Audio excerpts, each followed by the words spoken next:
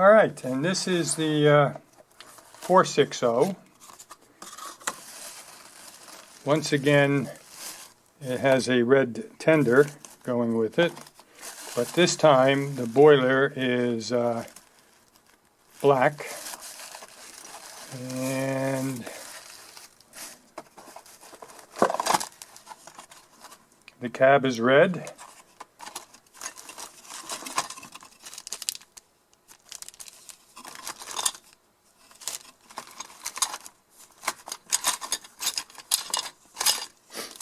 And at the moment, yeah, I was worried that the side rods weren't there, but this has been partially assembled.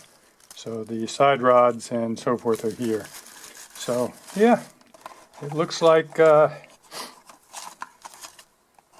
two kits, similar vintage Tycos, one a 460 10-wheeler, one a 480 12-wheeler. Both sets of instructions.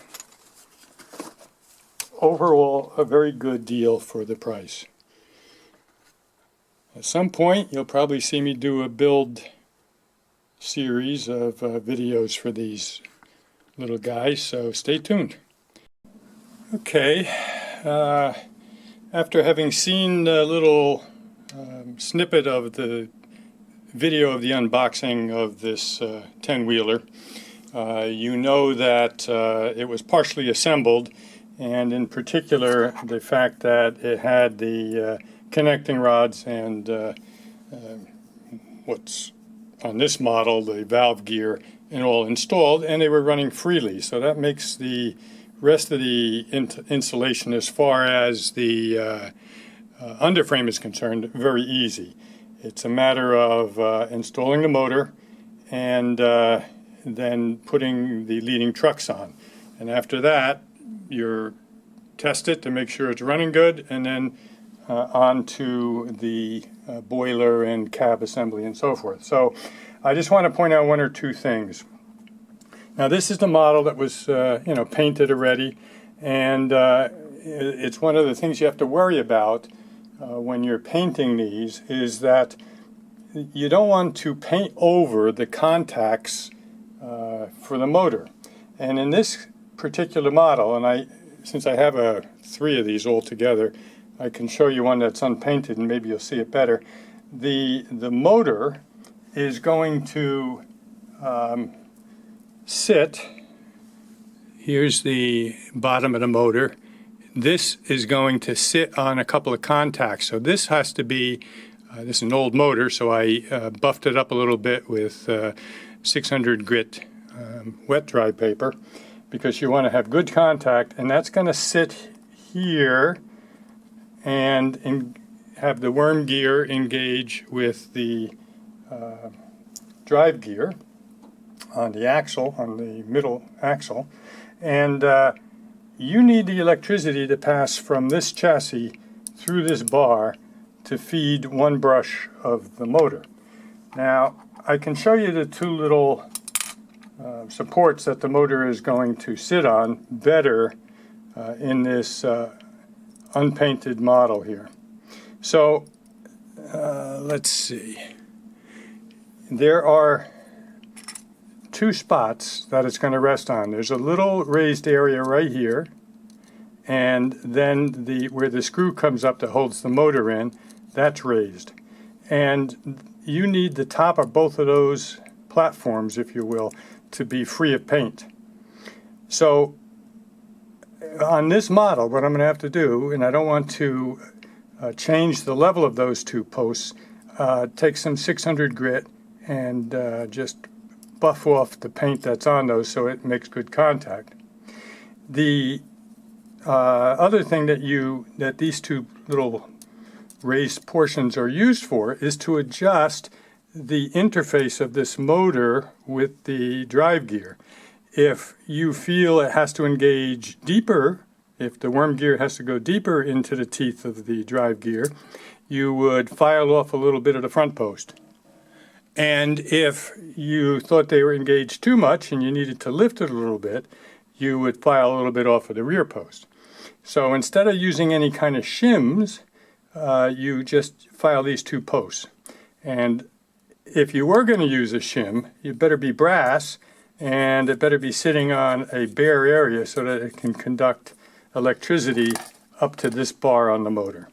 So I just wanted to point that out, and while I'm here, I'll talk about the other thing that has to be done yet, which is the putting the front truck onto the underside of the locomotive.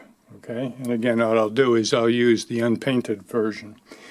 And there's going to be a screw that goes up through here and into the valve gear, and eventually beyond the valve gear, it's a long screw, up into the front of the plastic boiler assembly. On any front truck, any leading truck, any kit that you have that has a leading truck, whether it's a two-wheel leading truck or four-wheel, you're going to need some kind of spring that goes between the truck and the frame to keep pressure, to keep these wheels down on the track so they don't constantly derail. And different manufacturers have their own ideas of the best way to do that. And in the Tyco Mantua line, see if you can see this better against the white, they use a conical shaped spring. Others will use a straight spring, but this one sits right over that screw that goes up through the truck and into the locomotive assembly, the steam boiler. And you want to put the larger side of this cone against the truck, and the smaller portion is going to be against the frame of the motor. So that's basically all there is to it, and you want to make sure that the truck can swivel good and so forth, but it's a fairly easy thing to do. So those two things, installing the motor and putting the front truck on, is all that's needed in order to, and this model, since it was already partially assembled. And on the upper part, I got to get rid of this red tender and the red cab, so I'll be using a rattle can of black paint to take care of that. And that's it. So, and as we continue in the video, you'll see that I've taken care of that stuff and we're ready for the upper part of the locomotive. See you then. Okay, I thought it was time for a quick update on where we are on the 10-wheeler. I'm just letting the motor burn in a little bit here. Got it up on block, so to speak. So let's see what we've done since the last update. Did some soldering. We got the wire soldered to the front stud for one of the two brushes, and this lead will go back to the tender for the pickups from the tender. I soldered a wire onto the bulb. If you remember, that had been missing. I'll show you that that's working in a minute. So the only thing I have still to do is, when I finally get ready to put the plastic cab on, plastic boiler assembly and so forth, is to insert the weight and then solder this end of the wire lead to that front terminal again to pick up the juice. And that's already pre-tinned and we're ready to go on that. So let me stop this break-in for the moment, and let's just show you that the light bulb here is indeed working. Alright, so that's working fine now.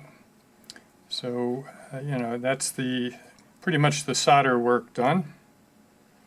Getting ready for final assembly. The painting is done.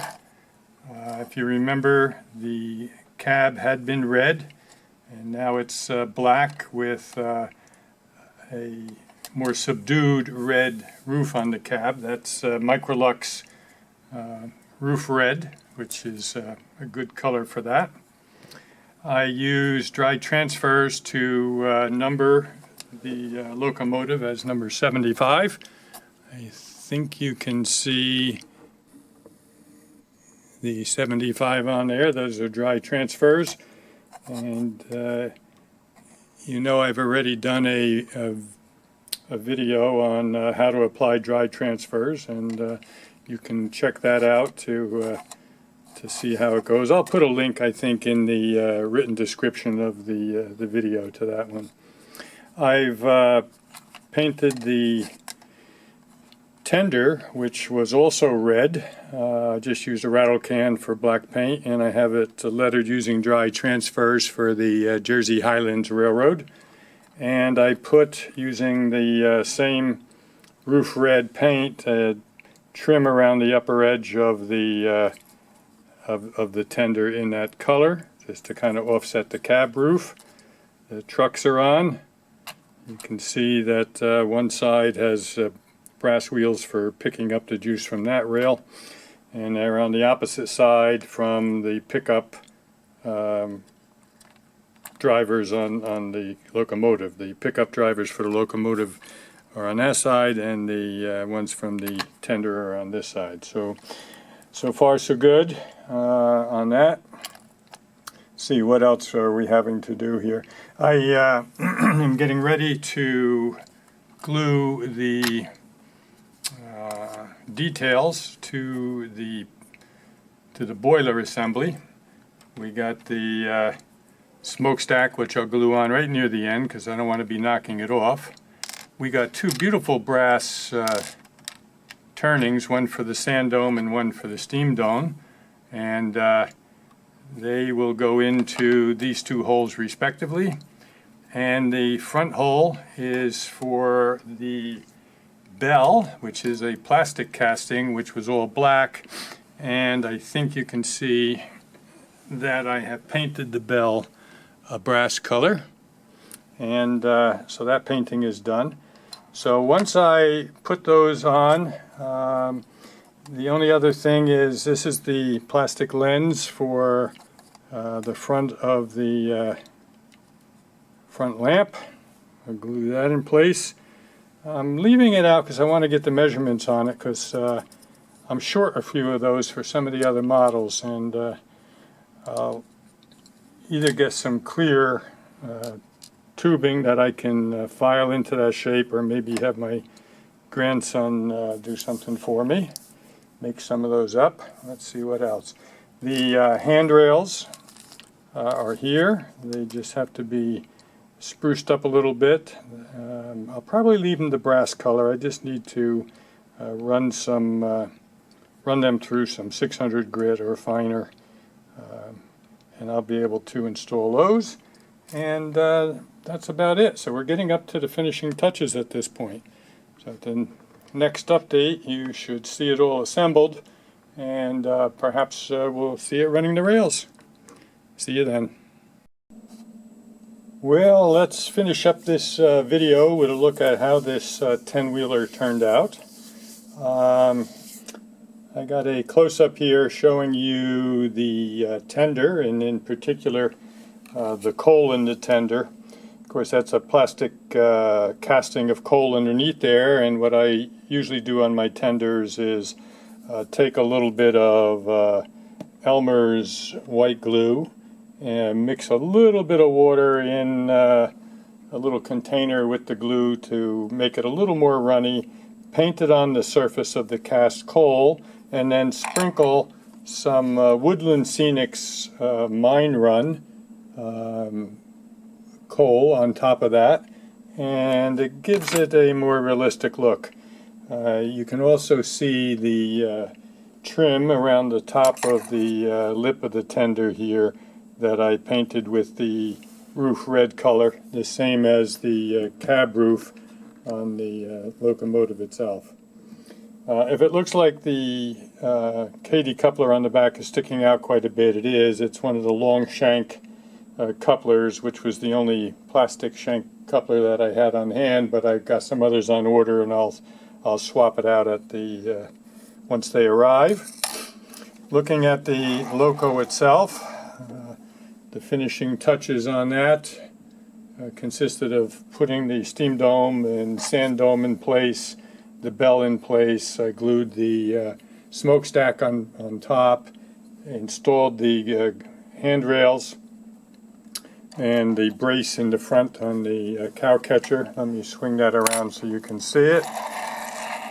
Those were all cosmetic items, and yeah, I'm pretty pleased with the way it turned out. So all we have to do at this point is bring it over to the test track and give it a test run. Kudos to whoever started to build on this, because they did a great job on the underframe, getting the bearings for the wheels in place, and installing the side rods, and then they stopped, and yeah, I just kind of finished it up. I have actually 3 identical versions of this kit. Another one of them is partially built, and then one that's totally unbuilt. And at some point I'll do those. I don't think I'm going to do them right now, because I, quite frankly, just want to try something different. But I'm going to try to make each one of them look a little bit different. This one, if you saw earlier in this video, I gave the tender a crackled paint look for aging, which was for the most part accidental, but when I saw it I decided to leave it instead of taking it off. I guess I had not shaken the rattle can enough, and it came out in splotches to begin with, and when it dried it gave me that crackled look. So yep, I liked it, I left it, and it'll make this version of the 10-wheeler a little bit different than any of the others. So okay, let's pick this up over on the test track. See you there. Alrighty, we're over on the test track, and let's just see how this runs at low speed. Keep an eye on that headlight and see if you see that come on.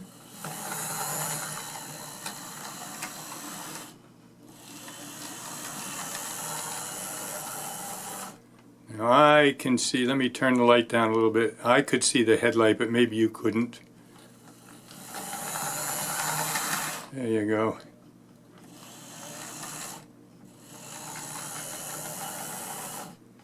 Actually running pretty nicely. Here it comes at a slow speed.